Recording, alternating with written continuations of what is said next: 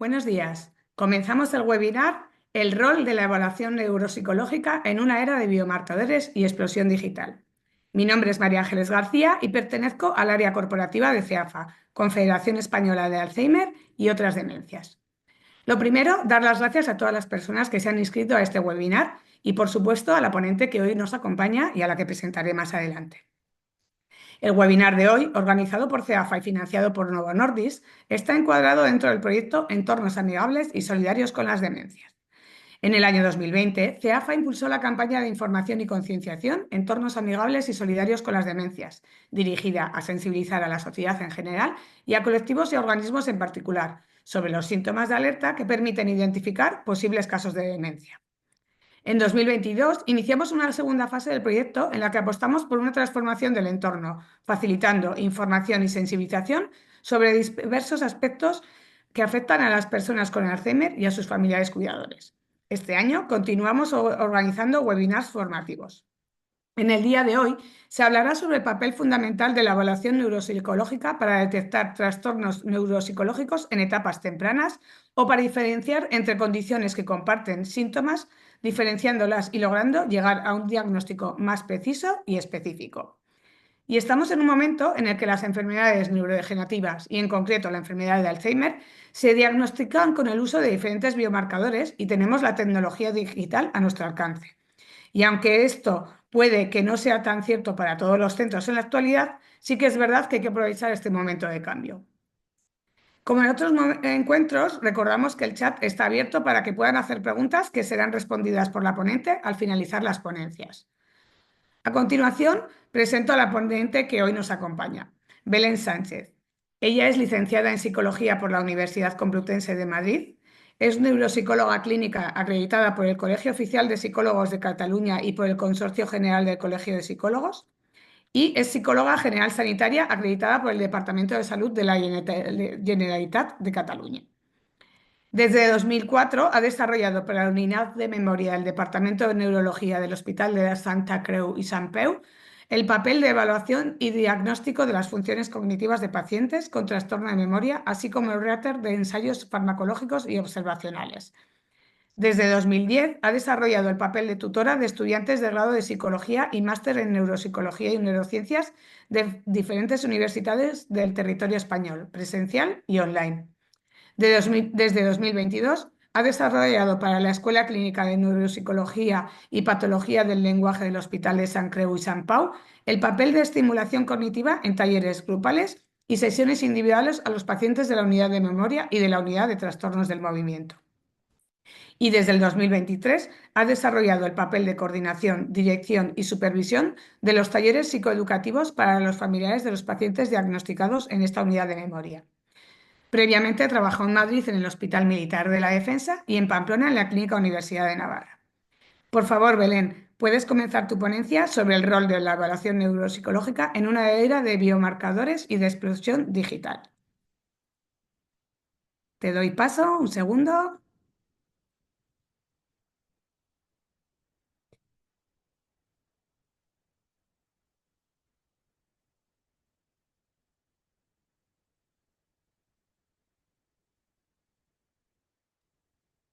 Un momento.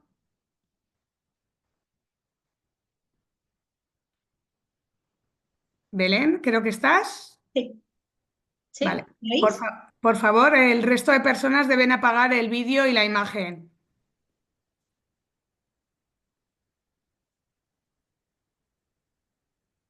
Ahora, Belén. Gracias. Sí, buenos días a todos. Muchísimas gracias por la presentación. Es para mí un honor estar aquí con vosotros para intentar entrar un poco en el mundo de la evaluación cognitiva.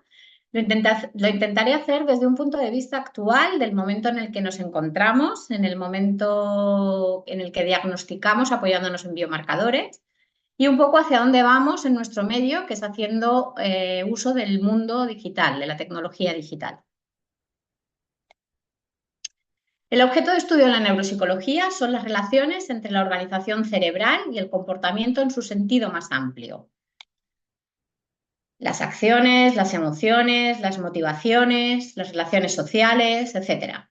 El nivel de análisis de la neuropsicología es el individuo, su historia personal, su entorno social y cultural. Ya en 1985, Fredericks representaba las relaciones de la neuropsicología mediante un triángulo en cuyos vértices estaban el cerebro, la conducta y el mundo. Es decir, que la neuropsicología no solo estudia la relación cerebro-conducta, sino la manera en que éstas están determinadas por su entorno, por su historia, su medio social, la relación cerebro-conducta en el mundo. La evaluación neuropsicológica es un proceso especializado que examina las funciones cerebrales y su relación con el comportamiento y el funcionamiento cognitivo. Identifica y cuantifica los déficits cognitivos para comprender la relación entre el cerebro y el comportamiento y guiar la planificación de intervenciones y tratamientos. Los componentes de una evaluación neuropsicológica son una entrevista clínica, pruebas neuropsicológicas estandarizadas, observación del comportamiento y evaluación del estado emocional y psicosocial. Las áreas evaluadas normalmente son la memoria, la atención y la concentración, las funciones ejecutivas, el lenguaje, la percepción, las habilidades visoespaciales y las funciones motoras. Una buena evaluación neuropsicológica ayudará en el diagnóstico diferencial de trastornos neurológicos, guiará la planificación de la rehabilitación y ofrecerá información sobre la progresión de la enfermedad. Así, ante una sospecha de deterioro cognitivo, haremos una buena anamnesis, una buena exploración neuropsicológica a través de procedimientos estandarizados, con un buen informe y haremos seguimientos al paciente para ver cómo evoluciona. Para ello necesitamos un buen profesional competente que disponga de habilidades de entrevista, que esté familiarizado con la psicometría, que tenga conocimientos de psicología clínica, que esté familiarizado con el sistema nervioso y sus patologías y tenga conocimientos de estadística. Las variables a tener en cuenta para todo esto, en cuanto al paciente, será su nivel educacional, su edad, su sexo, su lateralidad manual y el medio cultural en el que vive. Aquí pueden ver la evaluación neuropsicológica que nosotros utilizamos en la unidad de memoria en el Hospital de Sant Pau. Este es el protocolo básico. Esto es lo que se le hace a todos los pacientes que se visitan en la unidad, todos los pacientes que son susceptibles de hacerles una evaluación neuropsicológica. A todos los pacientes se les hace un test de cribado, un Mini-Mental, que seguro que todos han oído hablar de él, y un TAM. El Mini-Mental es un test de cribado más general, que tiene preguntas más de orientación, de lenguaje, también de memoria, de escritura, de dibujo. El TAM es más una prueba de memoria episódica, mucho más definida la memoria episódica. Haremos pruebas ya centradas en las distintas áreas de memoria, utilizaremos el test de recuerdo libre y selectivo, forzaremos a la persona a aprender unas palabras a través de unas claves semánticas, forzaremos ese aprendizaje a través de las claves semánticas. Les daremos aprender una lista de palabras sin ningún tipo de claves ni de nada y le haremos aprender una figura compleja de rey. Esta figura se llama así porque es verdaderamente una figura compleja que utilizaremos para evaluar también la praxis visoconstructiva que pueden ver más abajo en la diapositiva. El lenguaje lo haremos a través del test de denominación de Boston, que consiste en unas láminas con unos dibujos que intentaremos que el paciente nos diga qué objeto es y una serie de órdenes que le daremos, que es con lo que evaluaremos la comprensión. A través de la función ejecutiva, mediante el test de vocación categorial, decirnos palabras por letras concretas y palabras de categorías semánticas concretas, el Trail Making Test, test de trazos, y en los test del reloj a la orden verbal evaluaremos la función ejecutiva. La atención la evaluaremos mediante el test del trazo, la versión A y los dígitos directos e inversos. La praxis visoconstructiva, como ya he mencionado previamente, mediante la figura compleja de Rey a la copia, el test del reloj a la copia y la copia de las figuras del CERAD. La función visoespacial utilizaremos las figuras superpuestas del Poppel-Reuter y el BOS. El grado de deterioro lo haremos una vez que hayamos terminado todo toda la evaluación y con todos los cuestionarios y con toda la información que tengamos de la anamnesis, con todo, concluiremos a través de la escala clínica de demencia CDR y a través de la escala de deterioro global GDS el estado en el que está el paciente, ¿vale? El grado de deterioro que tiene ese paciente. El área funcional lo evaluaremos, en nuestro caso utilizamos lo que se conoce como IDDD, que es un cuestionario que evalúa actividades básicas e instrumentales de la vida diaria. Y la esfera conductual utilizamos dos cuestionarios, un cuestionario que es para el paciente a través de la escala de presión geriátrica cuando estamos en población geriátrica y para los trastornos neuropsiquiátricos el inventario neuropsiquiátrico que se completa con el familiar.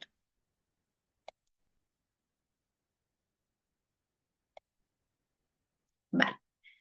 La evaluación neuropsicológica es fundamental por diferentes motivos. Permite detectar trastornos neuropsicológicos en edades tempranas, incluso antes de que aparezcan los síntomas evidentes. Esto es vital para el tratamiento precoz de las patologías.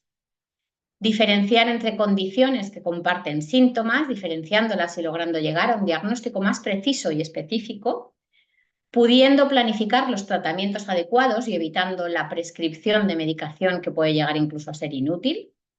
Aporta información de las fortalezas y debilidades cognitivas de un individuo, logrando llegar así a un tratamiento personalizado que aborde las necesidades específicas del paciente y aproveche sus capacidades.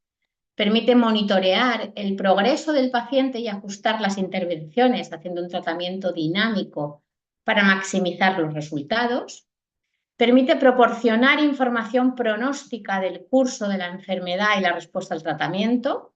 Así se barajan expectativas realistas para la optimización del funcionamiento cognitivo y emocional del paciente y es crucial para la investigación científica en el campo de los trastornos cognitivos, ya que contribuye a la comprensión de la etiología, desarrollo y el tratamiento de estos trastornos, mejorando los avances clínicos y terapéuticos.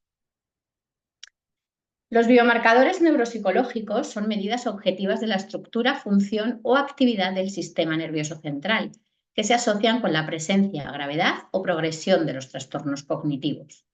Además de los biomarcadores neuropsicológicos, para el apoyo diagnóstico de las enfermedades neurodegenerativas, tenemos biomarcadores bioquímicos, sustancias relacionadas con la inflamación o con el estrés oxidativo del cerebro, biomarcadores de imagen cerebral, la resonancia magnética cerebral, la resonancia magnética funcional, la tomografía por emisión de positrones o la tomografía por emisión de fotón único, los biomarcadores genéticos, la presenilina, el cromosoma 9, el APOE4 y los biomarcadores de fluidos, el líquido cefalorraquídeo o, más recientemente, la sangre.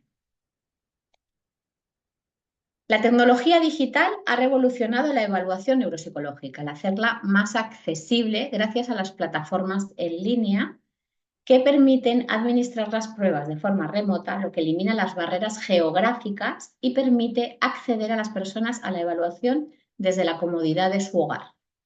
Las herramientas digitales permiten la estandarización más rigurosa de la administración y la puntuación de las pruebas. Eso lo vemos en los ensayos farmacológicos, que algunos de ellos ya recurren a ellas. La automatización de muchos procesos hace que se reduzcan los errores humanos y se garantice una mayor consistencia en los resultados. Permite ampliar la cartera de pruebas, más allá del lápiz y papel, a tareas interactivas de ordenador, aplicaciones móviles, realidad virtual y aumentada que pueden proporcionar una evaluación más rica y dinámica.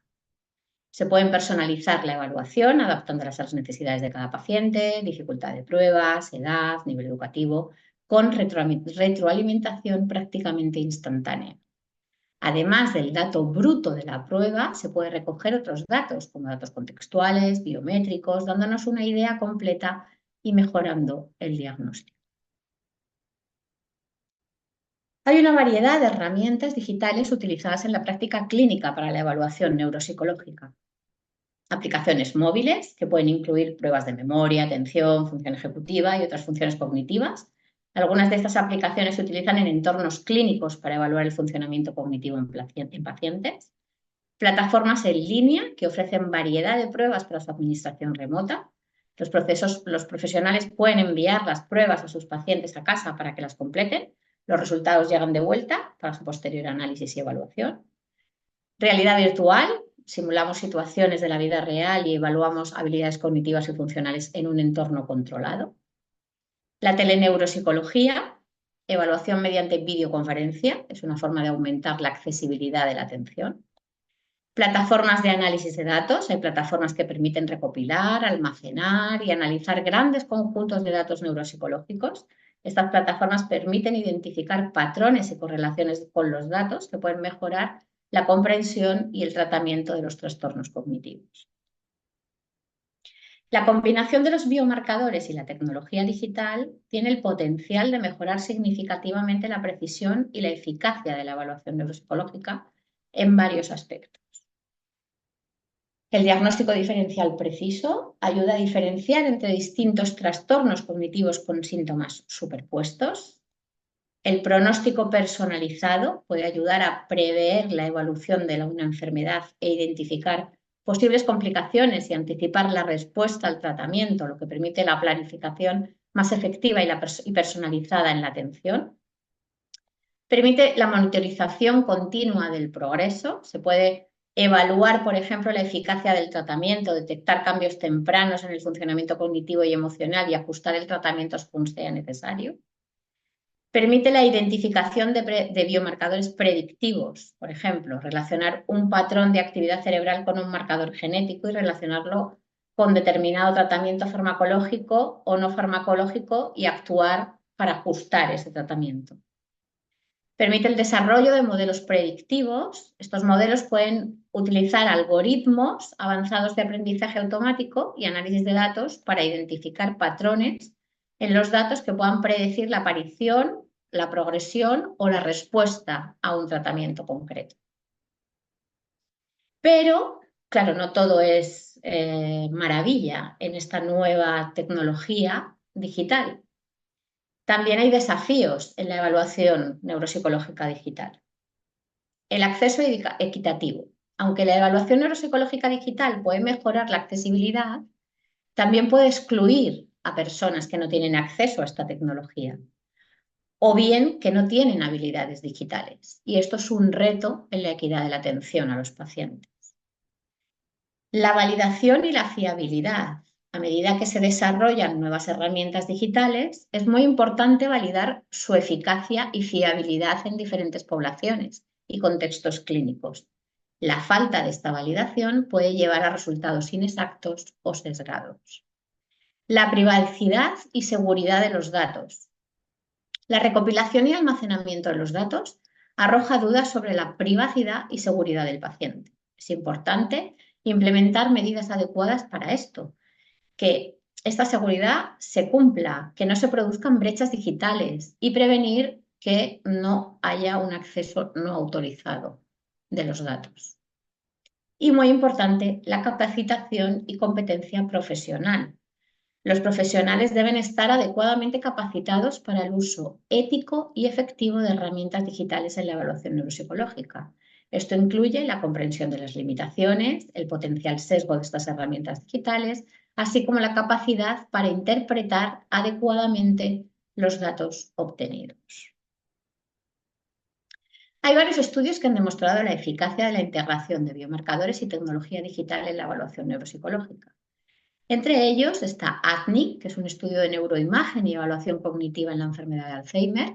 Estos estudios, que comparten los datos a nivel internacional, han ayudado a desarrollar modelos predictivos de progresión de la enfermedad. DAPNI, que está inspirado en el anterior, es igual, pero con población con síndrome de Down, que llevamos a cabo en la unidad de memoria, en la unidad Alzheimer Down en el Hospital de San Pau. El estudio TRACK-HD estudian la enfermedad de Huntington y han proporcionado información para el desarrollo de ensayos clínicos y potenciales tratamientos para esta enfermedad. El estudio PRODEMOS es un estudio clínico que se lleva a cabo en Reino Unido y en China, y su idea es proporcionar evidencia sobre aquellas personas que podrían estar en riesgo de deterioro cognitivo a nivel comunitario.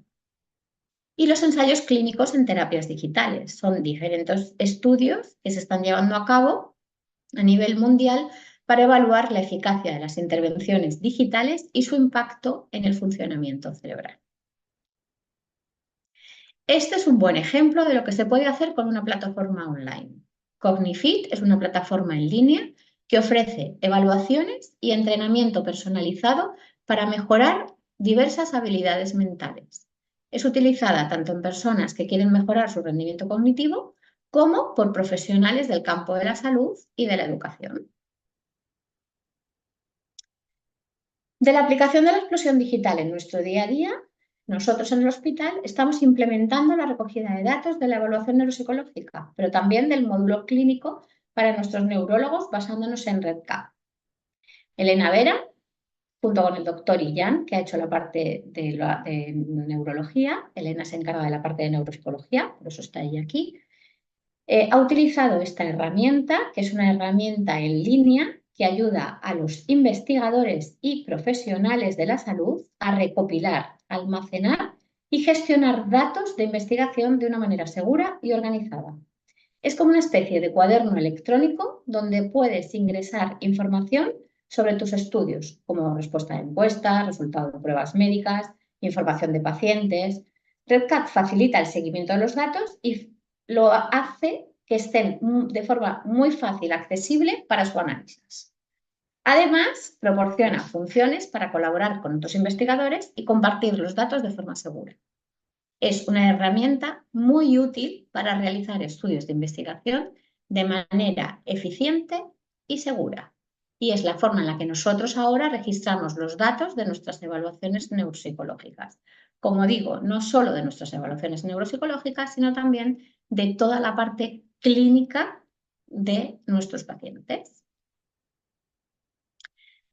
Además de su uso para el registro de datos en la consulta, hemos conseguido que el hospital se comprometa con nosotros para poder tener acceso al envío de los SMS de aviso de la visita, en la que podremos incluir cuestionarios funcionales y conductuales y otros que el paciente pueda registrar en casa, de modo que mejoraremos la calidad asistencial con el mismo tiempo en la consulta. Es decir, el paciente vendrá a nuestra consulta con un montón de información registrada ya previamente, de forma que con el tiempo que nosotros tenemos de consulta podremos optimizar y dedicar más tiempo a estar con el paciente y a ahondar en lo sutil de la evaluación.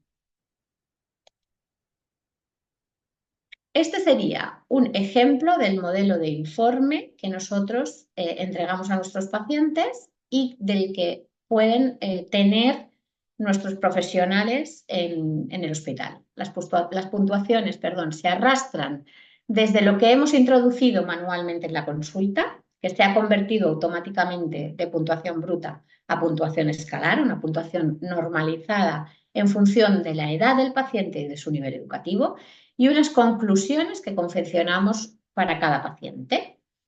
Además del tema de los SMS que os he explicado previamente, otra idea que estamos implementando es hacer informes longitudinales, que ahora los cálculos los hacemos a mano, pues que se realicen de manera automática absorbiendo los datos de REDCap con gráficos mucho más visuales, para que tanto el profesional vea la evolución real del paciente por áreas, bien sea para pautar o modificar un tratamiento farmacológico o no farmacológico, o como para tomar medidas que considere oportunas, como para el propio paciente y su familia pueda ver cómo es la evolución de la enfermedad que está teniendo.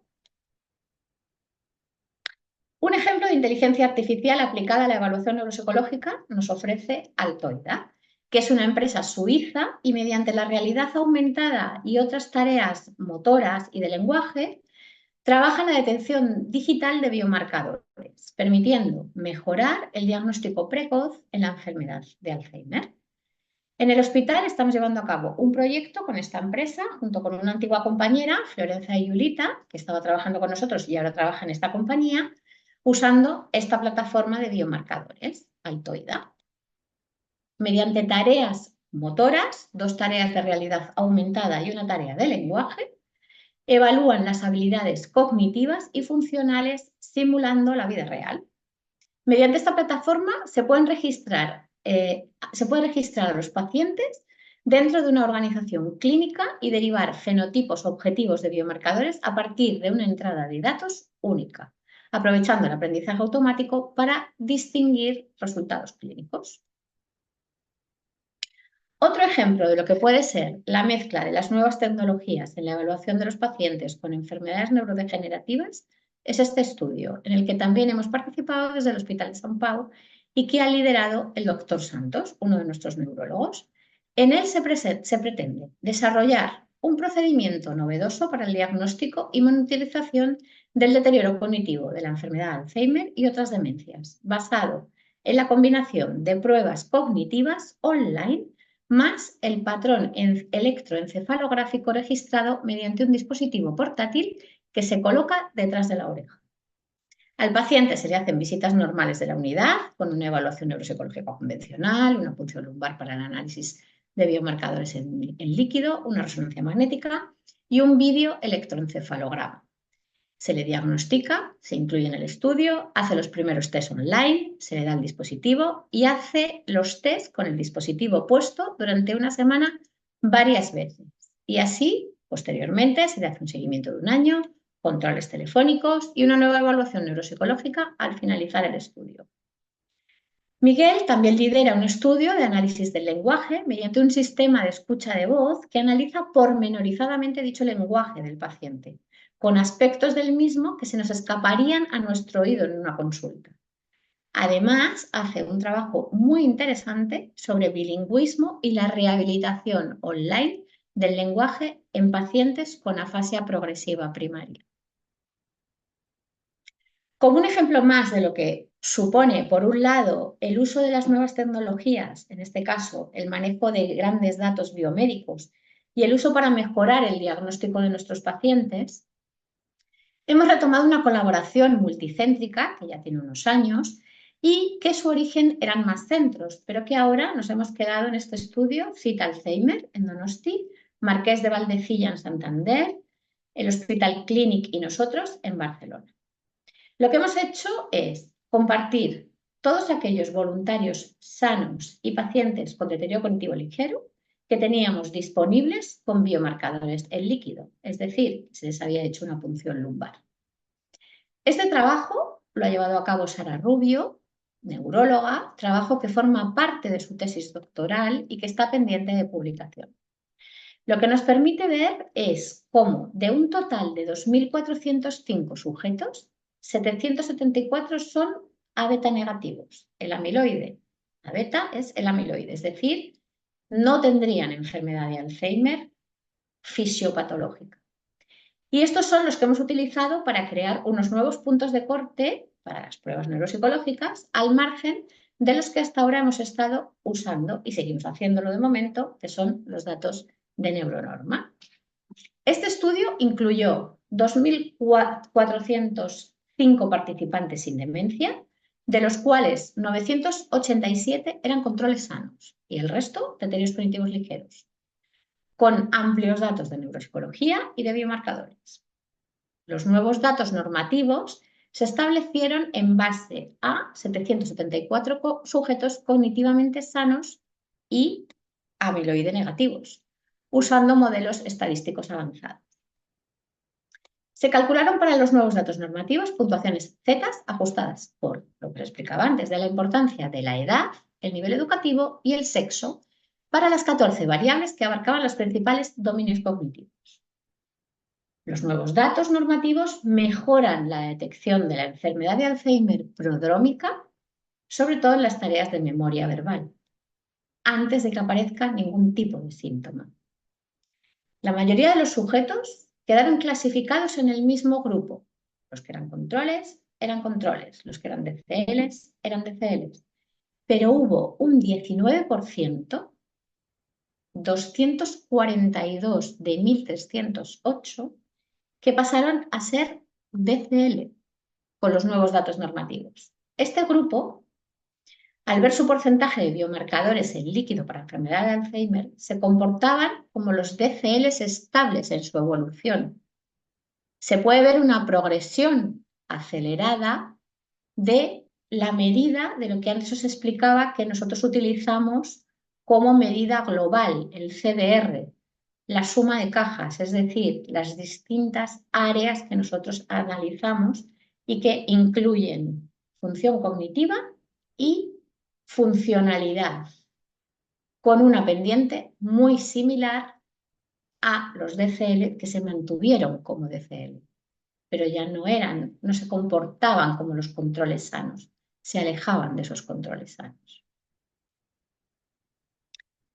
Jason Hasselstad es profesor asociado de Neurología y de Ciencias Políticas y Cerebrales. Él es director del Laboratorio de Investigación de Tecnología Cognitiva en la Universidad de Washington y dirige los núcleos de cognición para la unidad de ensayos de la red Alzheimer de herencia dominante.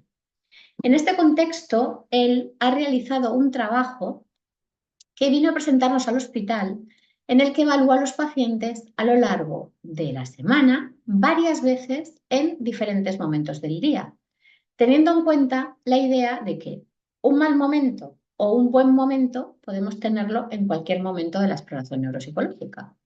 Entonces, lo que hace este neurólogo es valorar de forma más ecológica al paciente en casa, con su teléfono móvil a lo largo de la semana y de forma longitudinal.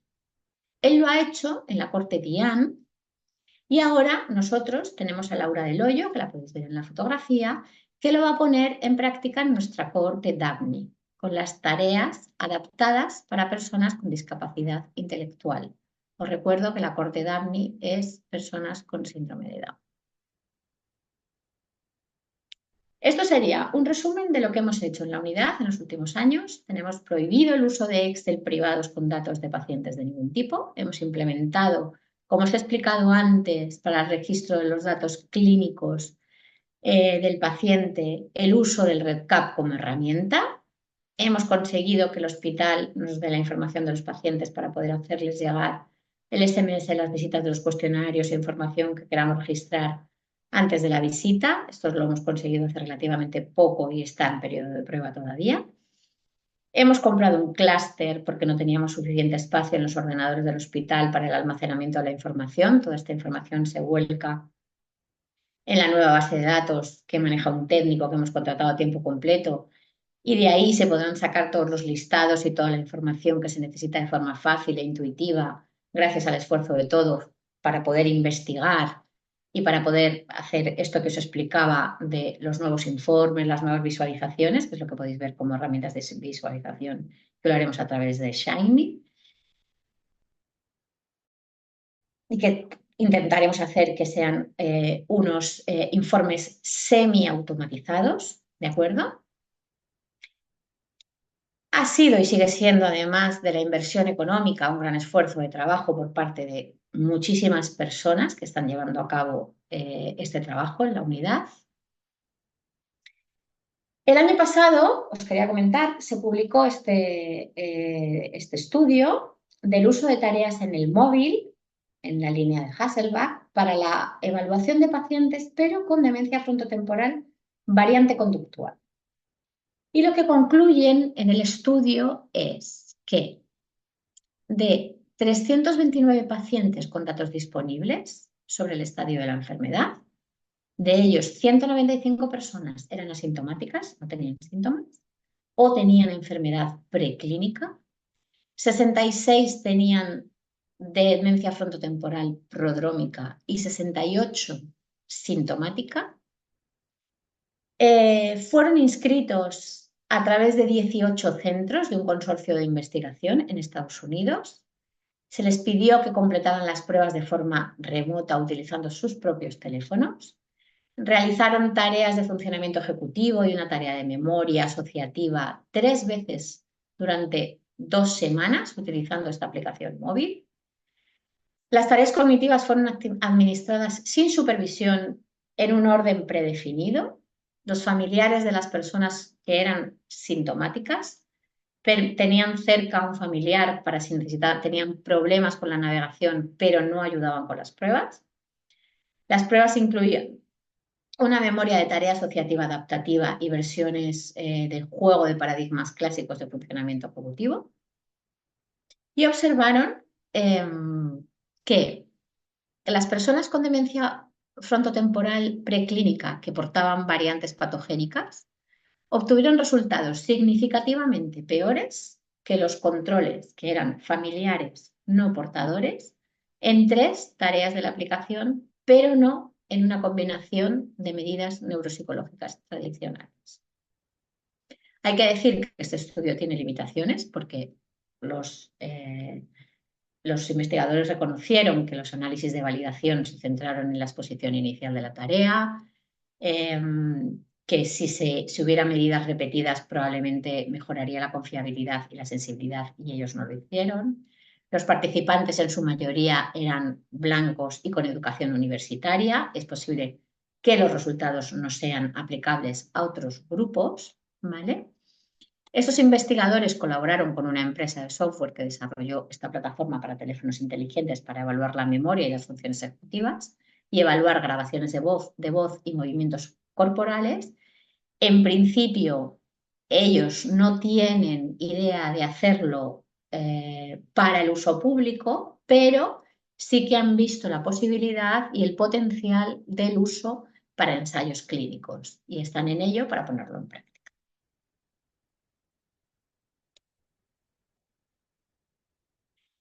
El futuro de la evaluación. El futuro de la evaluación neuropsicológica en un entorno de biomarcadores y tecnología digital promete avances significativos en la precisión diagnóstica, personalización del tratamiento, detección temprana, pronóstico, investigación y accesibilidad.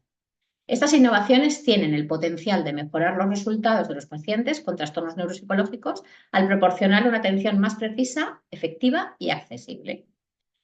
La integración de biomarcadores y tecnología digital en la evaluación neuropsicológica ofrece una serie de beneficios significativos, incluida una mayor precisión diagnóstica, personalización en los tratamientos, detección temprana y monitorización continua del proceso del paciente, pero sin olvidar los desafíos mencionados previamente, como son el acceso equitativo, la validación de las nuevas herramientas, la seguridad de los datos y la formación continuada del personal.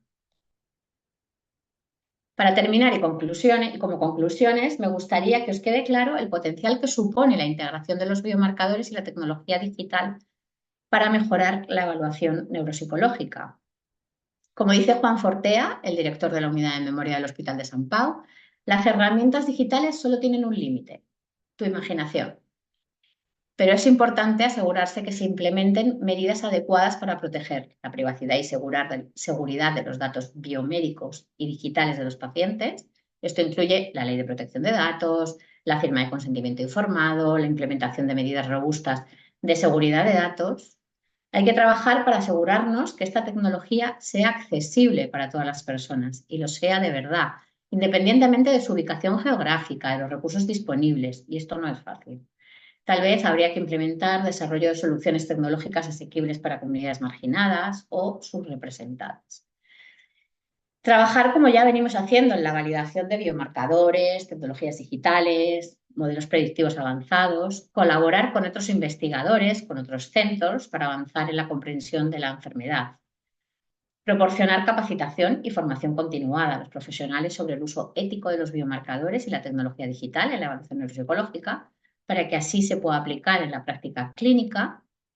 Y por último, sí que me gustaría decir que tenéis que pensar que la EMA ya ha aprobado el tratamiento para la enfermedad de Alzheimer. Esperamos que sea un hecho a finales de año o a principios del siguiente por todo el tema burocrático. Y que en esta nueva era, en la que se van a triplicar las visitas a nuestros pacientes, vamos a tener que hacerles más seguimientos, vamos a necesitar hospitales de día para ponerles las infusiones cada 15 días, resonancias magnéticas para hacerles neuroimagen por las complicaciones más frecuentes. Vamos a necesitar hacer uso de la tecnología para poder hacer frente a todo esto y poder dar una asistencia de calidad a nuestros pacientes, que al fin y al cabo esto es para lo que trabajamos, para nuestros pacientes. Estos somos nosotros, esto es la unidad de memoria, yo no soy nada sin ellos y agradecerles a ellos también el poder hacer esta ponencia porque como habéis podido ver, el trabajo es un trabajo de comunidad, de unidad. Muchísimas gracias a todos y quedo a vuestra disposición para las preguntas que hayan surgido. Gracias. Muchas gracias, muchas gracias, Belén, por compartir tu tiempo y conocimientos. Enhorabuena a vuestro centro y compañeros por todo lo que tenéis implantado o estáis en proceso de pilotaje, pues para aplicar estos biomarcadores o otros métodos digitales para mejorar el diagnóstico. Pues bueno, esperamos que esta era, ¿no?, de biomarcadores y de explosión digital llegue al máximo número de centros de diagnóstico y a los usuarios, ¿no? Y así consigamos mejorar el diagnóstico precoz y certero. Vamos a ver si tenemos alguna pregunta. Vale. Bueno, una pregunta obvia o difícil, ¿no? ¿Cuál es la realidad del uso de los biomarcadores, ¿no?, en los centros? ¿Se utiliza más en privados que en públicos? ¿Se debe solo al tema económico o al tema de recursos o profesionales, ¿no? Esa equidad, ¿no?, de la que has estado hablando y accesibilidad, ¿no? ¿Cómo es de real o no? Bueno, por suerte, claro, hasta ahora los biomarcadores de fluidos, ¿no?, que es con lo que se hace el diagnóstico bioquímico de los pacientes, ¿no?, para saber la fisiopatología de la enfermedad. La punción lumbar, bueno, pues había centros que no la hacían, quizá por no disponibilidad de los medios para poder analizar después ese líquido, ¿no? Yo creo que está bastante extendida, ¿no? Hay ya muchísimos centros que la hacen. Pero sí que es verdad que había algunos centros más pequeños en algunos sitios que no la estaban haciendo para el diagnóstico, ¿no? Y seguían haciendo diagnóstico clínico, ¿no?, a partir de la sintomatología del paciente, con la información de lo que no tiene a través de la neuroimagen, o sea, de la resonancia magnética, ¿no? Pues vemos que no tenga mucha carga vascular, que no tenga un tumor, ¿no? Este tipo de cosas y de la información clínica, ¿no? Pues a partir de una analítica, que no tenga un déficit de vitamina B12, que sabéis que está asociado con pérdida de memoria, ¿no? Y que si estabilizas el déficit de B12, la memoria mejora. Y toda la información que recoge el neurólogo y la exploración neuropsicológica, ¿no?, que es como se hacía hace años, ¿no? Cuando yo empecé era como se hacía el diagnóstico, ¿no? Y decíamos que no podíamos diagnosticar, el diagnóstico real era post-mortem, que era como se hacía antes. Pero es un hecho que cada vez hay más centros que hacen este diagnóstico fisiopatológico, ¿no? Pero es que ahora ya se está implementando en muchísimos centros, nosotros ya lo tenemos implementado, ya lo estamos utilizando. Es cierto que utilizamos las dos cosas, pero ya estamos empezando a utilizar de forma masiva el diagnóstico en vez de por biomarcador de líquido cefalorraquídeo, el biomarcador en sangre.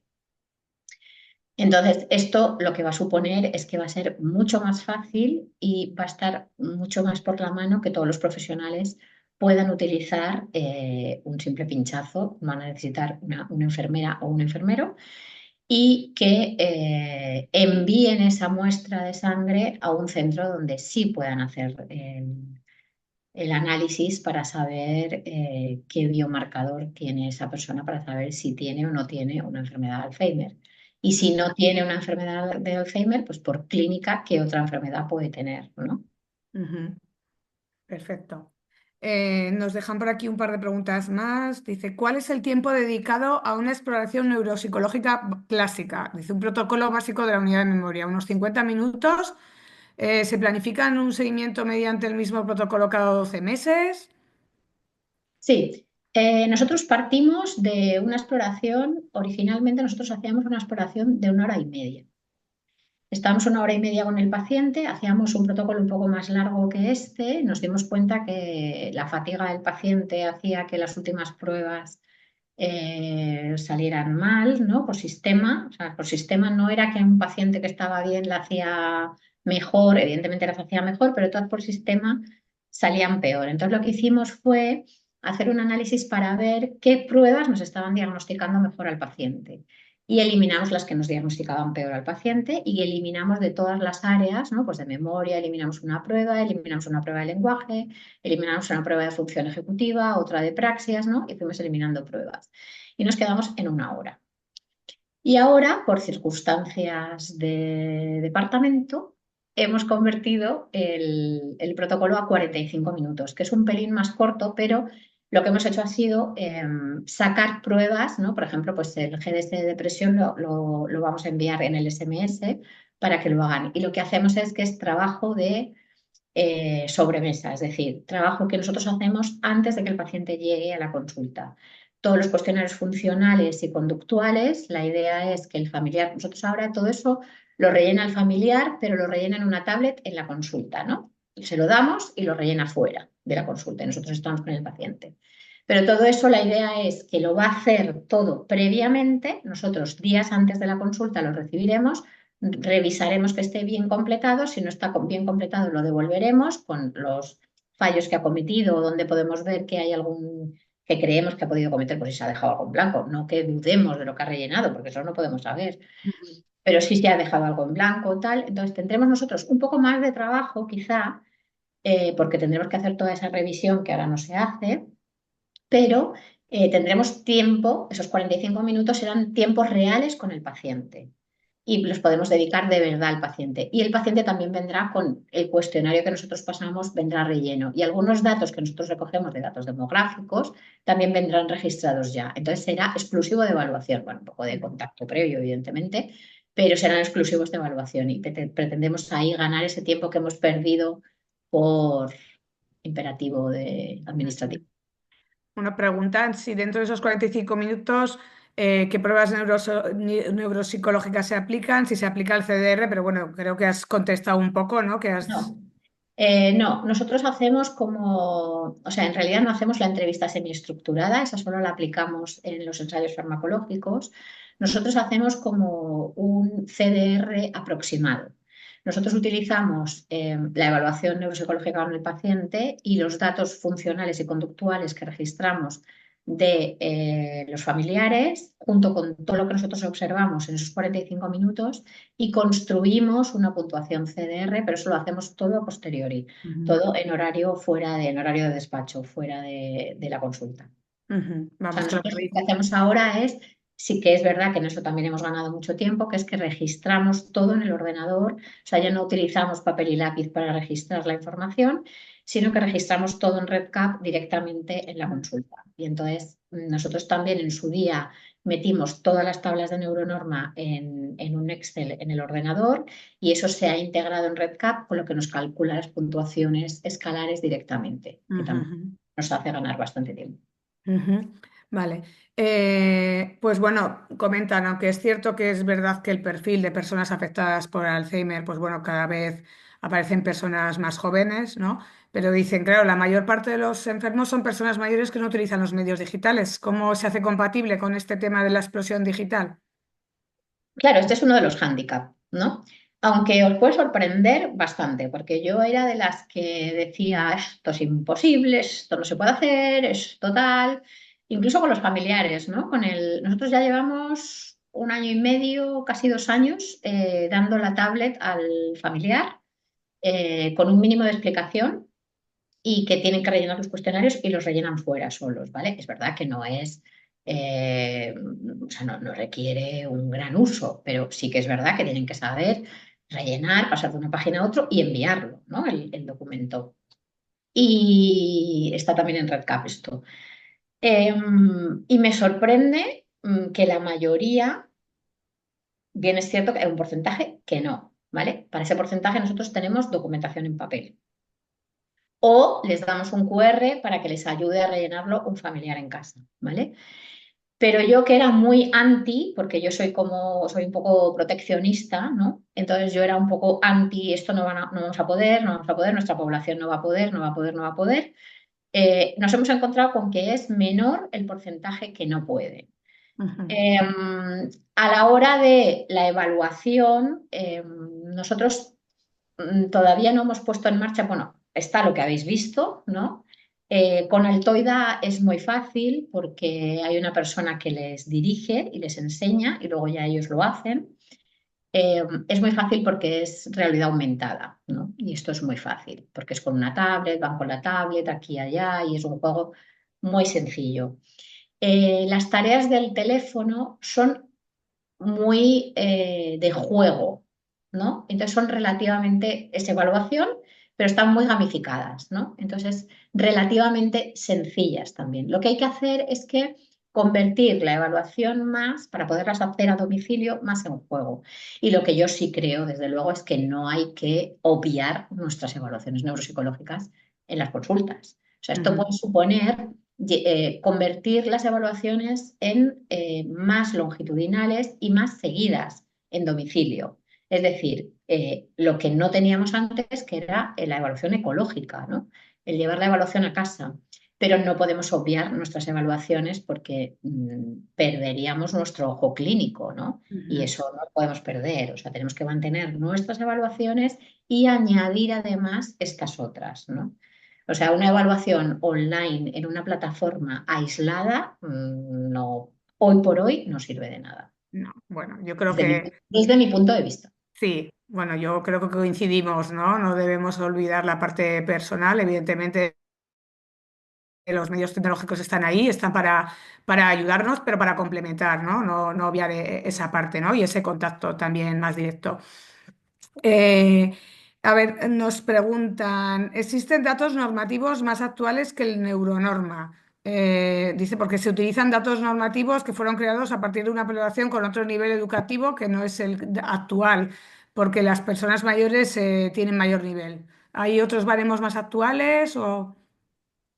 Vale, es un poco lo que os explicaba. La diapositiva esta que os explicaba de Sara Rubio, estos datos normativos, que son datos normativos que hemos construido nosotros a partir de nuestra población, con casi 800 personas, voluntarios sanos, ¿no? De nuestra corte, junto con Cita, Valdecilla y el Clinic, eh, hemos hecho unos nuevos datos normativos. Estos nuevos datos normativos ajustan mejor a la población, ¿vale? Están pendientes de publicación, bueno, van a ser publicados ya enseguida porque están ya en la revista, están pendientes de devolvernos el artículo con comentarios o en ellos, ojalá. Eh, y lo que nosotros, que no sé si lo he comentado, lo que nosotros queremos hacer es una plataforma para profesionales que puedan tener acceso todos los profesionales a estos datos. Es decir, que con unos mínimos datos de edad, nivel educativo y sexo, que son las tres variables que nosotros hemos contemplado, perdón, para la normalización de estos datos, puedan tener acceso de forma gratuita a esta plataforma para poder convertir sus puntuaciones brutas en unas puntuaciones estandarizadas. Bueno, de esa forma contribuiríais, ¿no? A la parte que dices de la capacitación y la formación de profesionales, ¿no? Desde luego, el compartir conocimientos y material y estas plataformas, como dices. Vamos a ver si nos da tiempo de alguna otra preguntita. Vale, preguntan, en el caso de las evaluaciones longitudinales, ¿se usan las mismas pruebas? Lo comento por el efecto del aprendizaje. Sí, lo que pasa es que, cierto, o sea, este aprendizaje existe, pero en el caso de las enfermedades neurodegenerativas, tú tienes que contar con ese aprendizaje. Es decir, en el caso de los voluntarios sanos, nosotros nos hemos planteado alguna vez en que quizá, ¿no? Pues es más interesante utilizar pruebas balanceadas, ¿no? Conversiones. Pero en el caso de la población enferma, a ti te interesa ver cómo está evolucionando el paciente incluso con tus pruebas y pensar que nosotros vemos al paciente cada año, ¿vale? El efecto aprendizaje no existe prácticamente en la neurodegeneración. Sí es cierto que cuando el paciente viene en fases muy, muy tempranas podría haber algo de efecto aprendizaje, pero a nosotros nos interesa ver en qué medida existe ese efecto aprendizaje en los inicios de la enfermedad y va desapareciendo posteriormente en el curso de la enfermedad. O sea que sí utilizamos las mismas pruebas. Es cierto que a veces lo que hacemos es que en fases iniciales, como el paciente está mejor, en el mismo tiempo le añadimos alguna. Ujú. Perfecto. Bueno, pues creo que acabamos. Sí, vale. Vale, pues bueno, acabamos ya este webinar, no sin antes agradecer a Belén haber compartido todo su tiempo y conocimiento con todos nosotros. Muchas gracias, Belén. Muchísimas gracias a vosotros y muchas gracias a todos por haber estado escuchándome. Perfecto. Y bueno, ya por último, anunciamos que estamos trabajando en el plan operativo del año 2025, que incluye diferentes webinars que iremos anunciando y difundiendo por los medios habituales y abriremos las inscripciones a los mismos. Así que ahora ya sí, damos por finalizado el webinar de hoy. Buenos días.